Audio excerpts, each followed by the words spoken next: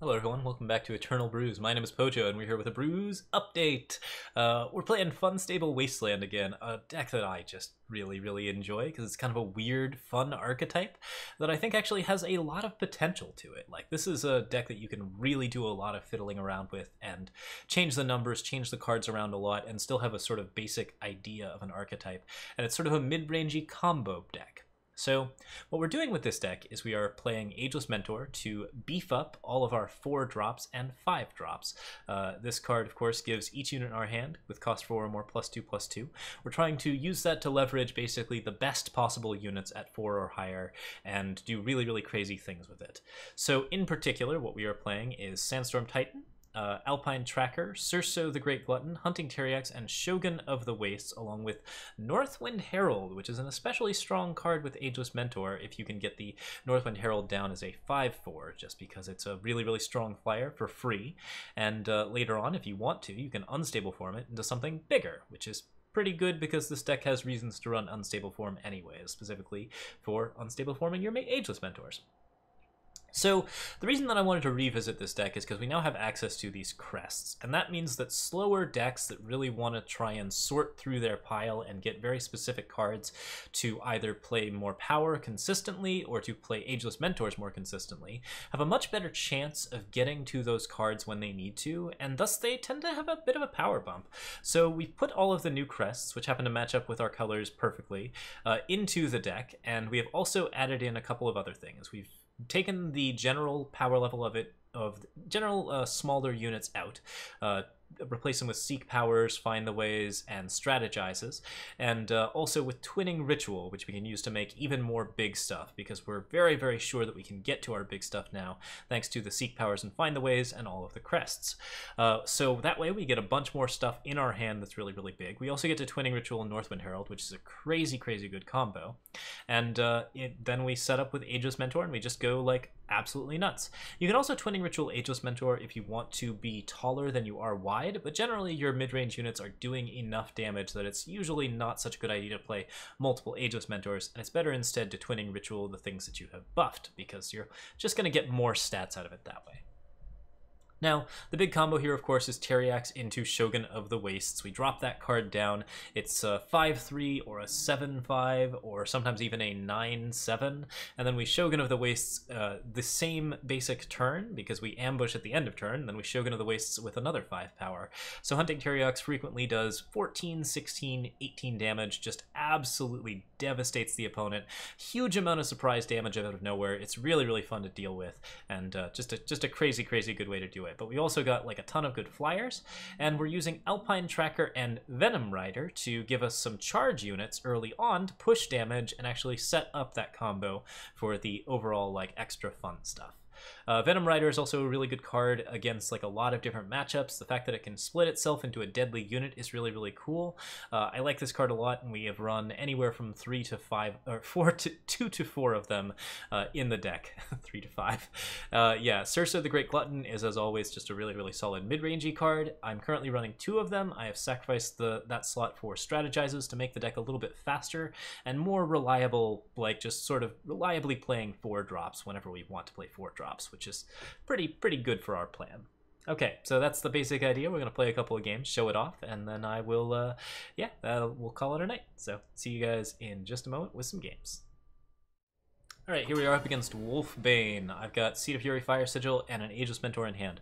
Now, as always, Ageless Mentor in hand is the most important part of this deck. It's one of the things that you most want to have.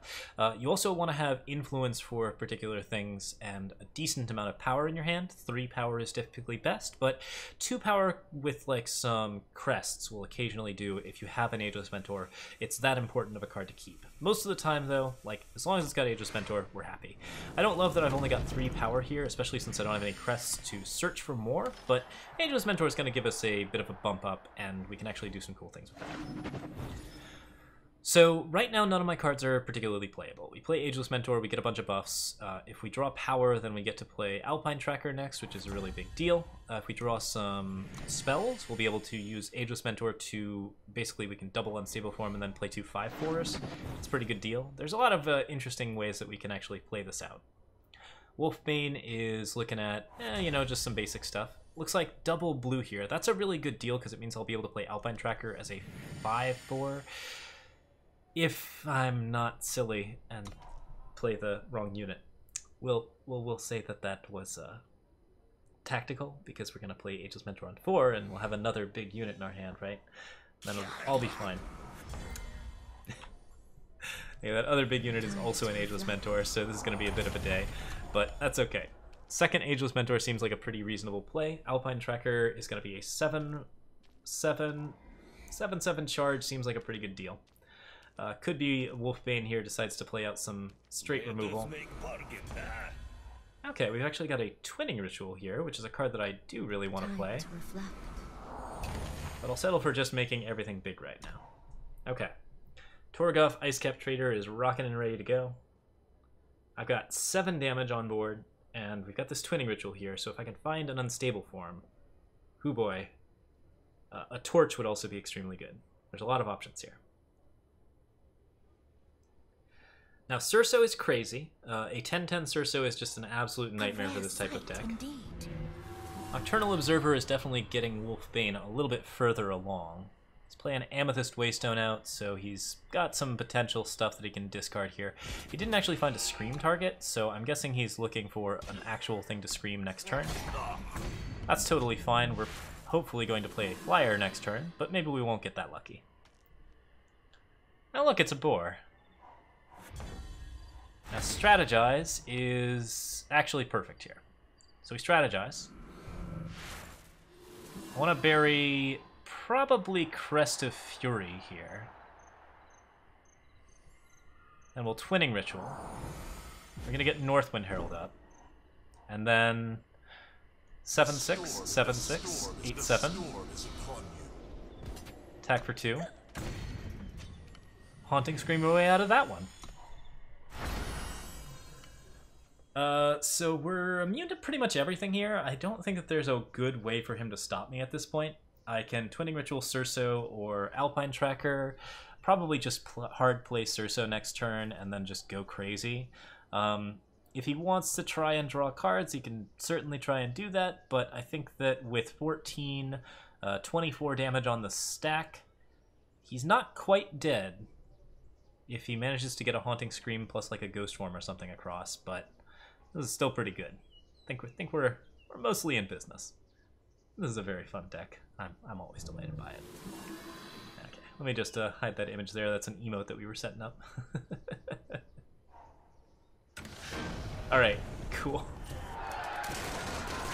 So yeah, definitely the fun is always in this deck, and I really do enjoy it a lot. Let's play a couple more rounds. All right, so here is Guduan, and yeah, this is actually keepable. We've got 4 power available. We have Ageless Mentor, we have Unstable Form plus Northwind Herald. There's plenty here that works, even though the first couple of turns are going to be spent basically really dirtling very hard. I'm going to play Seed of Wisdom. I'm going to Seek Power on the next turn. I'm going to use that Seek Power to find the way. I mean, it's depleted power for the next 3 or 4 turns. We will not have anything to do until all that happens. So if this happens to be an aggro deck, this could be very bad. Stonescar colors, not good. Could be Felnscar though, because we're seeing a Crest of Chaos. Okay, Seek Power here feels pretty good. Yeah. Let's grab a Fire, since that's the last one we need. And Seed of Wisdom seems perfectly reasonable. Then I can find the way and play Depleted, or I can play Ageless Mentor. I think I want to try to play Ageless Mentor early. Usually it's best to play Ageless Mentor early, but this hand's kind of a little bit awkward. If we play Ageless Mentor early, we can Unstable Form it twice and play Northwind Herald. This is Grenadin's deck.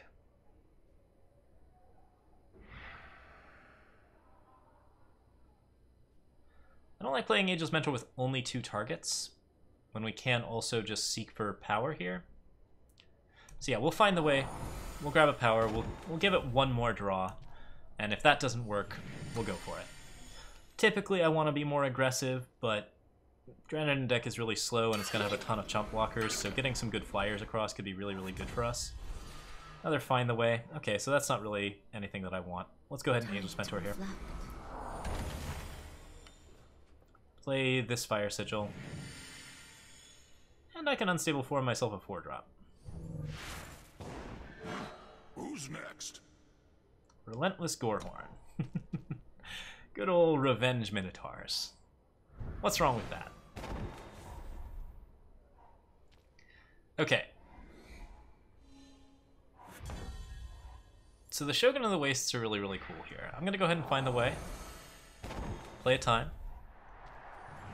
I'll find the way again, grab another time. Tech for 3 here. And Northwind Herald is played.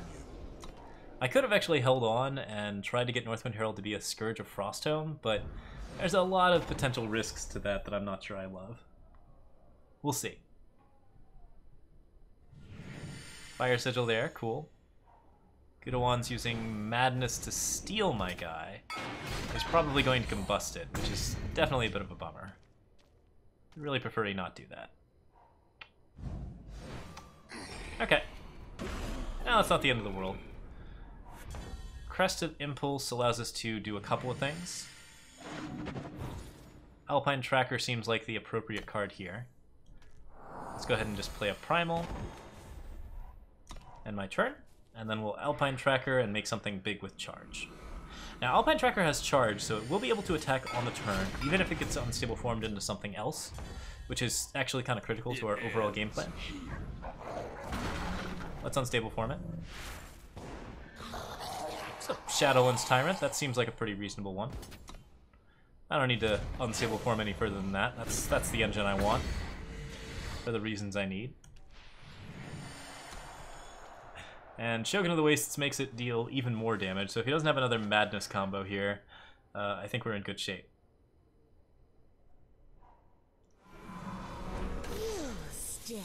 Okay, Statuary Maiden means that this guy... Well, he deals 2 damage to an enemy, and he deals double damage, so... Let's go ahead and just play Shogun of the Wastes. Strike now. This deals 2, doubled. Kills the Statuary Maiden, 12. And life's pretty happy right now. Go ahead and end our turn.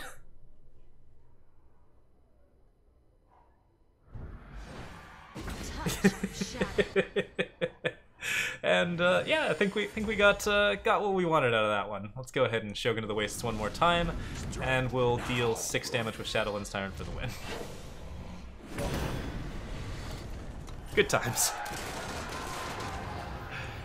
I don't think I've actually seen that particular interaction before, which is one of the great things about playing with unstable form decks, is you just get to see weird stuff all the time. Cards that wouldn't necessarily ever be in the same deck together. Well, this recording session is going well. Let's see if we can get one more game in there. Crest of Impulse, and Primal Sigil gets us... Yeah, I think I keep this hand. I don't have the Ageless Mentor this time around, so we're just going to be trying to beat them down with mid-range stuff. But the thing about this deck is that it does have a very consistent amount of mid-range threats. So as long as we are actually consistently grabbing power, then we should be fine. Crest of Fury gets me the necessary influence. That's all of my influence for the game. I only need double fire, double time, double primal. This deck used to run Soulfire Drakes, which are really, really fun, but they got nerfed, and I think they got nerfed enough that it was actually a bad idea to continue to run them in this deck. It is nice to have charge units that are really, really big, so they are worth considering if you want something else to play, but yeah, right now we're just going to play Sandstorm Titan and feel pretty happy about that. Crest of Impulse is another power, and that means that we can play Cirsos on time, so I think we're going to do that. Although I can't play Cirsos on time because I'm going to play Sandstorm Titan and then the Venom Crawler. This is Skycragro, so Skycragro might have good options against me, but it is generally hard for Skycragro to get around the first Sandstorm Titan. Crest of Impulse gets me a Shogun of the Wastes. Seems like a good way to win if I got 2 Cirsos down. I think that'll do it. I think we'll go for that. Alright. So he gets his hits in. He stays at 2, that's really, really good for me. The higher that he is in power, the more he can do. Taking Grenadin is a problem, but less of a problem for Cirso. So we're going to Sandstorm Titan here.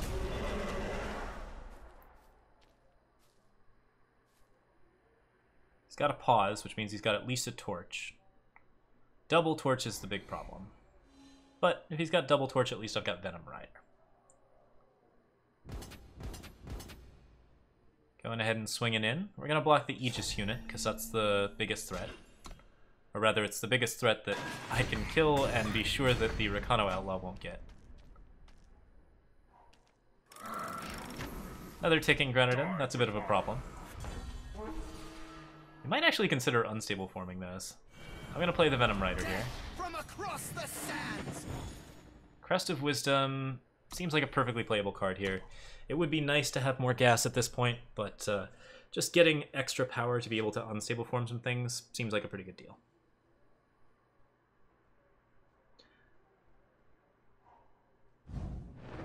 Alright, he does have the Torch here. That was something we expected. So he's going to be continuing to attack me, probably with these Grenadins. I really am curious if he's got a Mortar. I think we'll block Oni Ronin, because if he's got the Mortar, we don't want to see it. But then it's Cirso here, and Cirso is the big answer.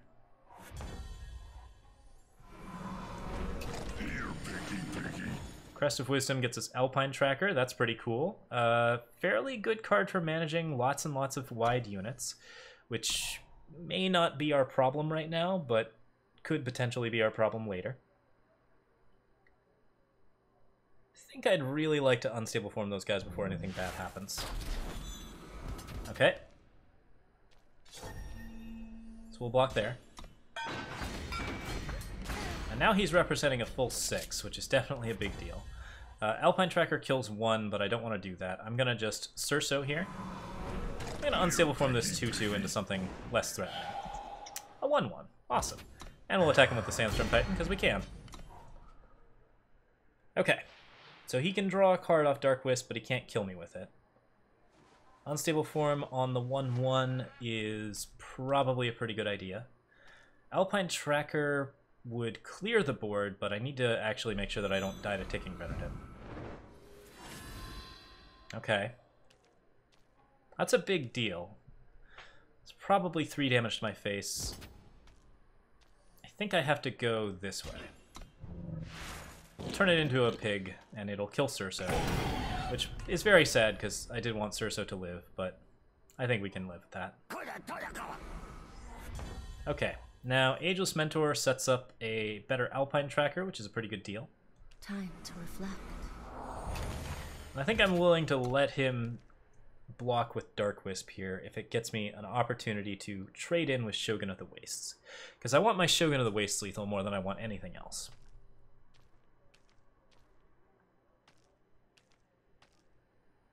The unstable form is probably a good idea here. Another 4-drop might be better than Ageless Mentor, since Ageless Mentor is very torchable.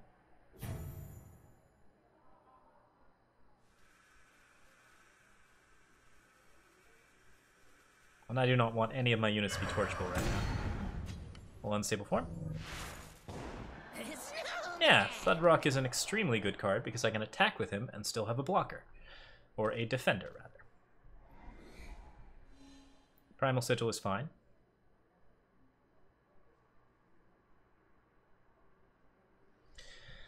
Now, Shogun of the Wastes at this point forces him to block, which is really, really good idea here. Alpine Tracker, on the other hand, almost kills him. I think I'm going to try Alpine Tracker here. Actually, does Alpine Tracker kill him? No, not quite. It will force him to block with his 2-1. But now I'm vulnerable to basically a very, very large charge unit. That's the only thing that I can think of that will kill me at this point. And Thudrock did get in, which means I get a Snowman blocker. Very important. Okay, and yeah, the Sandstorm Titan's still down, so I think we're good to go. Shogun of the Wastes will be the finisher. Obliterate Torch. Obliterate Rock Slide. Does he got it? He don't got it. Okay, cool. Whew! Don't quite get to Shogun there, but that's a good final round. And yeah, solid 3-0 in a recording session. Fun times. All right, so that's it for today. We will be looking at one other version of this deck, but I don't actually have all of the cards for it yet.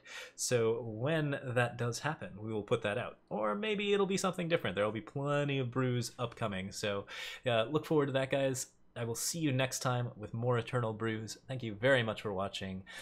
You can like and subscribe and hit those notification buttons and duper deuce. But yeah, I'm having a delightful time playing Eternal right now, and I will just hope you guys are as well. Dusk Road is being amazing, and I'm really happy with where the game is going. So it's been a good time. Have a good night, everyone. Thank you so much for watching.